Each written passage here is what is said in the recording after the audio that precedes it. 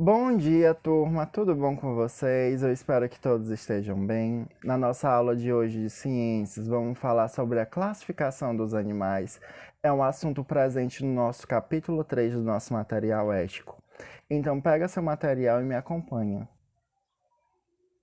Na imagem aí, nós temos a imagem da Ana. A Ana, ela foi visitar o que parece ser uma espécie de museu. E em uma das aulas desse museu, tinha uma sala cheia de imagens. Nas imagens, nós podemos destacar os animais: leão, elefantes, girafas, onças, suricatos, tatu, vários tipos de aves e de plantas. E nesse pequeno texto ele diz o seguinte: até hoje os cientistas já descobriram e descreveram 1.750.000 espécies diferentes de animais, vegetais, micróbios, vírus, entre outros. No entanto, ainda estamos longe de conhecer todas as espécies existentes.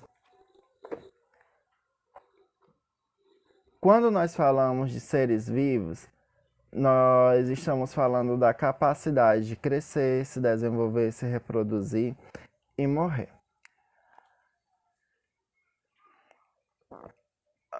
Como nós vimos no capítulo anterior, antes da descoberta no microscópio, que é um instrumento eletrônico para visualizar seres vivos que são invisíveis ao olho nu, os seres vivos eles eram classificados de acordo com o seu modo de locomoção. Na verdade, se eles tinham a capacidade de se locomover ou não. Ou seja, aquela classificação ela era reduzida simplesmente às plantas e os animais. Ou seja, tudo aquilo que se movia era classificado como planta e tudo aquilo que se movia era classificado como animais e tudo aquilo que não se movia era classificado como plantas. Mas com a descoberta do microscópio foi descoberto outros tipos de seres vivos e foi muito importante no desenvolvimento das vacinas, no tratamento de doenças que acometiam as pessoas e as pessoas vinham a óbito por coisas que são tratadas hoje em dia com facilidade. Agora, nesse nosso tópico da página 32, diversidade animal, diz o seguinte: a diversidade de animais que habitam os ambientes terrestres e aquáticos no mundo é muito grande, como nós vimos, já foram descobertos mais de 1.750.000 espécies diferentes. E para facilitar o estudo, foi muito utilizado dois pontos, tanto o ciclo de vida desses animais, como as características de cada organismo. Eles foram organizados em grupos e classificados de acordo com algumas dessas características em comum. Ou seja, como eu acabei de falar, antigamente só tinham dois grupos, que eles eram classificados como animais ou plantas. Mas eles viram que existiam seres vivos que não se enquadravam, não se encaixavam dentro desses dois grupos.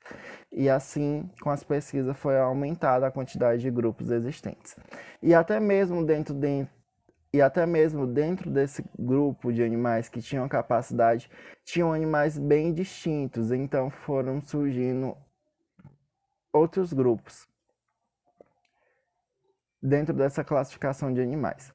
Muitos animais têm vértebras e são chamados de animais vertebrados. Os vertebrados eles vão possuir ossos, como o crânio e a coluna vertebral, e os outros animais que não possuem vértebras, eles são conhecidos como os animais invertebrados. Esse nome invertebrado significa que não possuem vértebras. Os invertebrados constituem a maioria dos animais que povoam a Terra e formam os primeiros animais a aparecer no nosso planeta. Ou seja, evolutivamente, surgiu primeiro os invertebrados, ou seja, que são seres vivos mais simples, e depois ocorreu o surgimento dos seres vertebrados. Os vertebrados, as vértebras significa cada um dos ossos da nossa coluna vertebral. Ou seja, os animais vertebrados eles vão ter essa característica da presença da coluna vertebral, e os animais invertebrados ele não vai ter essa coluna vertebral, eles vão ser animais mais moles, não vão ter um corpo tão rígido. Dentre os animais vertebrados, nós podemos classificar os grupos dos peixes, dos répteis, das aves e dos mamíferos. Mas na nossa aula de hoje nós vamos aprender mais sobre os peixes. Esses outros animais, como anfíbios, na verdade, répteis, aves e mamíferos, nós vamos estudar na nossa próxima aula, tá ok? Os peixes, dentre os peixes, encontramos dois grandes grupos. Uns que são classificados aqueles peixes que possuem esqueleto cartilaginoso, e outros vão ser classificados aqueles peixes que possuem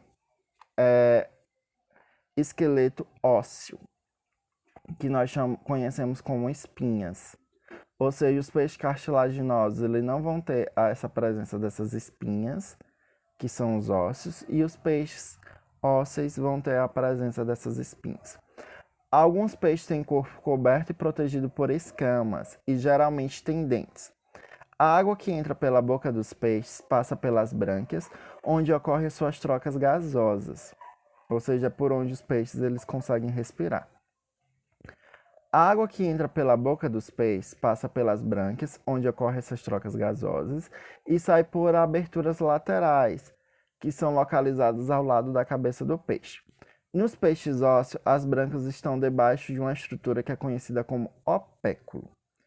Como exemplo de peixes cartilaginosos, nós temos os tubarões e as arraias, ou simplesmente raias. E nós vamos ter os bagres e diversos outros peixes que vão ser classificados como peixes ósseos. Como exemplo aí na imagem, nós temos aí os peixes ósseos, que nós vamos ter essa estrutura que vai proteger as brânquias, que é conhecida como opéculo, e nós vamos ter os peixes cartilaginosos, que é onde suas brânquias vão ser protegidas apenas por umas fendas. Não vai possuir essa estrutura de opéculo. E como diz a Dory em baleias, alguém sabe qual é a classificação da Dory? Ela será que é um peixe cartilaginoso ou um peixe ósseo? Acertou quem classificou a Dory como um peixe ósseo. Bom, pessoal, e como diz a Dolly, foi muito bom ver vocês e até a próxima. Até a próxima, pessoal. Tchau, tchau.